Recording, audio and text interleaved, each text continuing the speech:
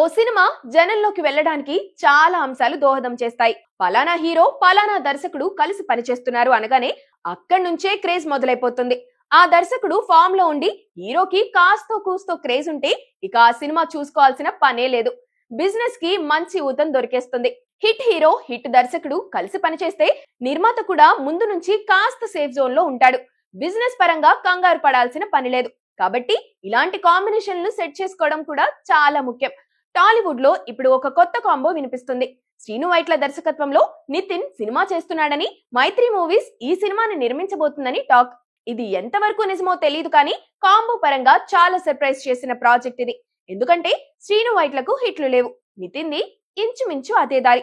వీళ్ళిద్దరూ కలిసి పనిచేస్తున్నారంటే మార్కెట్ లో ఆసక్తి ఎందుకు ఏర్పడుతుంది? ఈ ఇద్దరితో సినిమా చేయాలని మైత్రికి ఎందుకు అనిపించింది? నిజంగానే ఈ ప్రాజెక్ట్ ఉంటుందా, ముందుకు వెళ్తుందా అనే అనుమానాలు బోలెడన్ని.